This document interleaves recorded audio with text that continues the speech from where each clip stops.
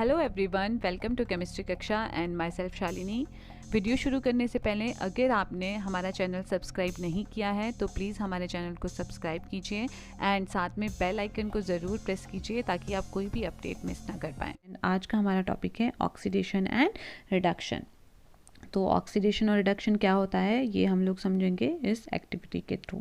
यहाँ पे क्या किया गया है, एक चाइना डिश ली हुई है और चाइना डिश में 1 ग्राम कॉपर पाउडर लिया हुआ है और उसको हीट किया हुआ है। ठीक है, हीट करने के बाद क्या होता है, कॉपर पाउडर जो है पहले रेड ब्राउन कलर का था, आफ्टर हीटिंग ये क्या हो जाता है, ब्लैक कलर का हो जाता है। तो ऐसा क्यों होता है, ऐसा इसलिए होता है बच्चों क्योंकि जो कॉपर है जब उसको हीट करते हैं हम लोग तो वो ऑक्सीजन के साथ कंबाइन होके कॉपर ऑक्साइड बना लेता है। अब ये जो कॉपर ऑक्साइड होता है ये होता है ब्लैक कलर का, इसलिए हमें जो है कॉपर जो है आफ्टर हीटिंग ब्लैक कलर का दिखाई देता है। ओके, अब इस रिएक्शन में हम लोग क्या करेंगे, जो हमारे पास कॉपर ऑक्साइड बना है अगर हम इसमें से हाइड्रोजन गैस को पास करवाएंगे तो हमें दोबारा से क्या मिल जाएगा, कॉपर पाउडर मिल जाएगा। कैसे, देखो कॉपर ऑक्साइड यहाँ पे हाइड्रोजन को पास करवाया तो हमारे पास बन गया कॉपर प्लस H2O। अब इसका मतलब है रिएक्शन रिवर्स हो गई आफ्टर पासिंग H2 गैस।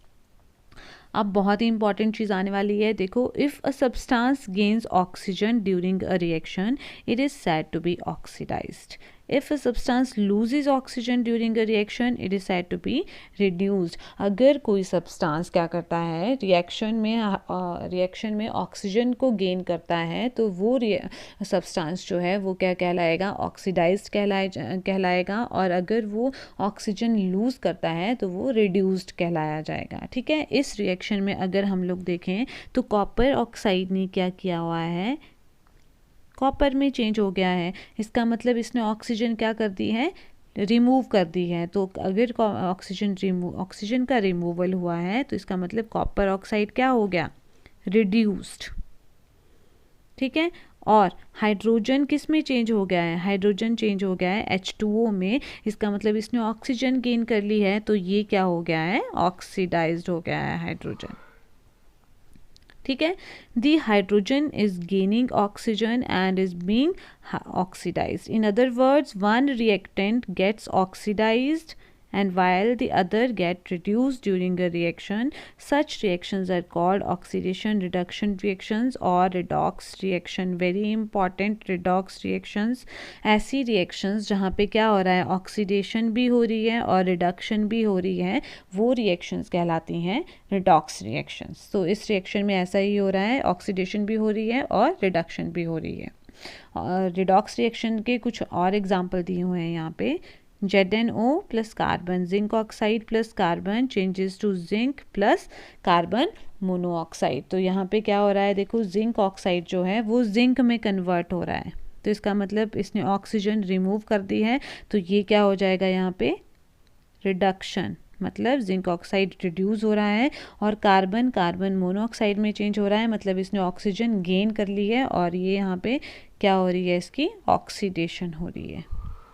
तो यहाँ पे रिडक्शन एंड ऑक्सीडेशन दोनों साथ में हो रहा है तो इसलिए क्या हो रहा है, ये रिडॉक्स रिएक्शन कहलाएगी। दूसरी रिएक्शन है हमारे पास, मैग्नीज डाइऑक्साइड जो है वो हाइड्रोक्लोरिक एसिड के साथ रिएक्ट कर रहा है और बना रहा है आगे मैग्नीज डाइक्लोराइड और क्लोरीन एंड वाटर।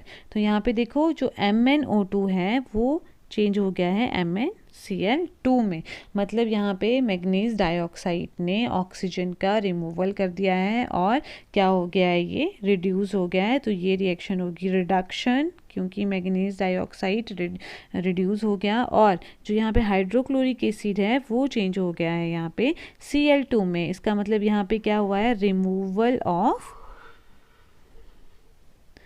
हाइड्रोजन हुआ है यहाँ पे। ठीक है, रिमूवल ऑफ हाइड्रोजन हुआ है तो यहाँ पे क्या हो गई, ये ऑक्सीडेशन हो गई।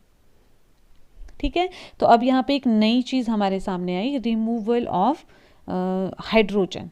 ठीक है, रिमूवल ऑफ हाइड्रोजन हुआ तो क्या हो गया, ऑक्सीडेशन। तो ऑक्सीडेशन एंड रिडक्शन की हमने पहले डेफिनेशन पढ़ी थी कि जो क्या करेंगे, ऑक्सीजन गेन करेंगे तो वो वहाँ पे ऑक्सीडेशन कहलाएगी, और अगर किसी रिएक्शन में ऑक्सीजन रिमूव हो रही है तो वहाँ रिडक्शन कहलाएगी। और नई डेफिनेशन क्या बन गई, इफ़ सब्सटेंस गेन्स ऑक्सीजन और लूज हाइड्रोजन, अगर किसी भी सब्सटेंस ने रिएक्शन में हाइड्रोजन जो है वो लूज़ करी है और ऑक्सीजन गेन करी है तो वो क्या कहलाएगी, ऑक्सीडेशन कहलाएगी। और अगर किसी सब्सटेंस ने ऑक्सीजन लूज़ करी है और हाइड्रोजन गेन करी है तो वो रिएक्शन कहलाएगी रिडक्शन। ओके, तो ये बन गई हमारी ऑक्सीडेशन एंड रिडक्शन की नई डेफिनेशन। अब recall activity 1.1 where a magnesium ribbon burns with a dazzling flame in air oxygen and changes into a white substance magnesium oxide. Is magnesium being oxidized or reduced in this reaction? हमने starting में first chapter के first point 1.1 पहली activity थी जहाँ पे magnesium oxygen के साथ क्या हुआ था, रिएक्ट किया था और क्या बना दिया था, मैग्नीशियम ऑक्साइड बना दिया था। तो ये हमने यहाँ पे क्या कर लिया, इसको बैलेंस कर लिया। अब देखो मैग्नीशियम से मैग्नीशियम ऑक्साइड बन रहा है, इट मीन्स यहाँ पे क्या हो रही है, एडिशन ऑफ ऑक्सीजन हो रही है, तो इसकी क्या है, ऑक्सीडेशन है। और मैग्नीशियम क्या हुआ है बच्चों, यहाँ पे ऑक्सीडाइज्ड हुआ है इस रिएक्शन में मैग्नीशियम। तो ये था ऑक्सीडेशन एंड रिडक्शन। अब नेक्स्ट टॉपिक है, have you observe the effect of oxidation reaction in everyday life? क्या आप लोगों ने जो ऑक्सीडेशन और रिडक्शंस हैं उनके जो इफेक्ट्स हैं वो एवरीडे लाइफ में भी ऑब्जर्व किए हैं? तो पहला है हमारे पास कोरोजन। तो कोरोजन क्या होता है, देखो आप लोगों ने देखा होगा जो आयरन आर्टिकल्स होते हैं, लोहे की जो चीज़ें होती हैं, जब वो नई होती हैं तो वो बहुत शाइनी होती हैं, ठीक है, वो बहुत शाइन कर रही होती हैं, लेकिन कुछ टाइम के बाद क्या हो जाता है, उनके ऊपर रेडिश ब्राउन कलर की कोटिंग हो जाती है, मतलब वो रेडिश ब्राउन कलर के हो जाते हैं, ठीक है।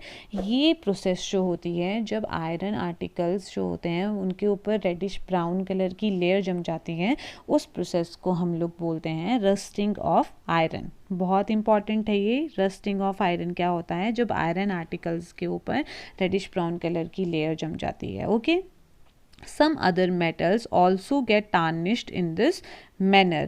कुछ अदर मेटल्स भी हैं बहुत सारी जो क्या होती हैं, जिनका जो कलर होता है वो थोड़ा फेड हो जाता है, या फिर हम बोलेंगे जिनकी शाइन जो है वो वहाँ से बहुत कम हो जाती है, टार्निश्ड हो जाते हैं वो। Have you notice the colour of the coating formed on copper and silver when a metal is attacked by substance around it such as moisture, acid etcetera, it is said to corrode and this process is called corrosion. Very important, जब क्या होता है बच्चों, कोई भी metal उसके surrounding में जो चीज़ें हैं, फॉर एग्जांपल वहाँ पे मॉइस्चर है, वहाँ पे एसिड है, जब कोई भी मेटल इनके कांटेक्ट में आती है तो वो क्या हो जाती है, कोरोड हो जाती है, ठीक है, और इस प्रोसेस को बोलते हैं कोरोजन। The black coating on silver and green coating on the copper are the examples of corrosion. जब सिल्वर और कॉपर को कुछ टाइम के लिए हम ऐसे छोड़ देंगे बाहर, ठीक है, तो वहाँ पे क्या हो जाएगा, जो सिल्वर है उसके ऊपर ब्लैक कलर की कोटिंग शुरू हो जाएगी और जो कॉपर है उसके ऊपर ग्रीन कलर की कोटिंग जमा होना शुरू हो जाती है, जो कोरोजन की ही एग्जाम्पल्स हैं। Corrosion causes damage to car bodies, bridges, iron railing, ships and to all objects made of metal, especially those of iron।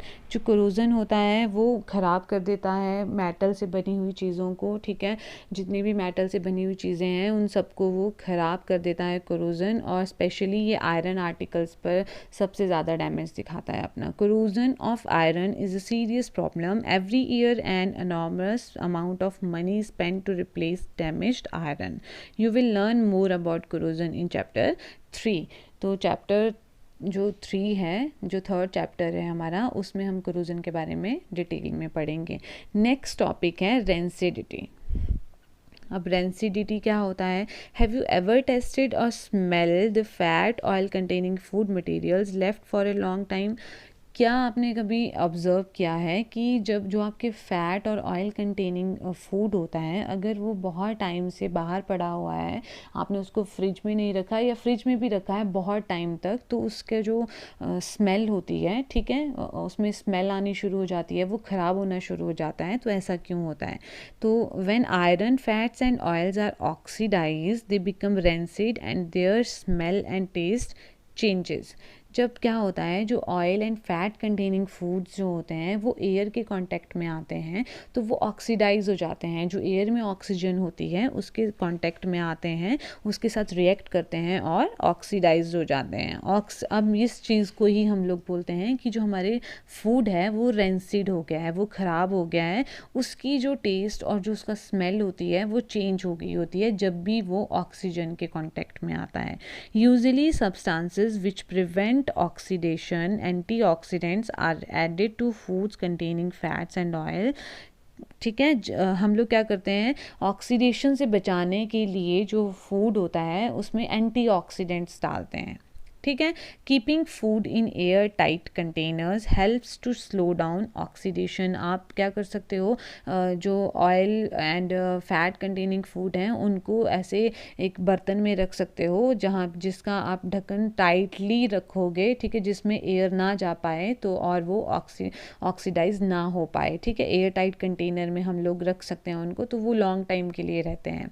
Do you know that chips manufacturer usually flush bags of chips with gas such as nitrogen to prevent the chips from getting oxidized। जो हमारे chips वगैरह हम लोग खाते हैं, ठीक है, उसमें क्या होता है, वो जो पैकेट्स में सबने देखा होगा हवा भरी होती है, तो वो होती है नाइट्रोजन गैस भरी हुई इसमें। ओके बच्चों, जो नाइट्रोजन गैस होती है वो नॉन रिएक्टिव गैस होती है। वो क्या करती है, जो हमारे जो चिप्स होते हैं या जो ऑयल कंटेनिंग फूड होता है उसको रेंसिड होने से बचाती है, उसको ऑक्सीडाइज होने से बचाती है। ओके, तो इसलिए वहाँ पे क्या किया जाता है, उन बैग्स में, जो चिप्स के बैग्स होते हैं उनमें नाइट्रोजन गैस जो होती है वो फ्लश की जाती है ताकि वो रेंसिड होने से बच सके। ओके, ठीक है, तो ये था oxidation, reduction, corrosion and rancidity. तो आई होप आप लोगों को ये समझ आ गया होगा। तो अगर आप लोगों को ये वीडियो अच्छी लगी है तो अपने फ्रेंड्स के साथ शेयर करिए। Thanks a lot.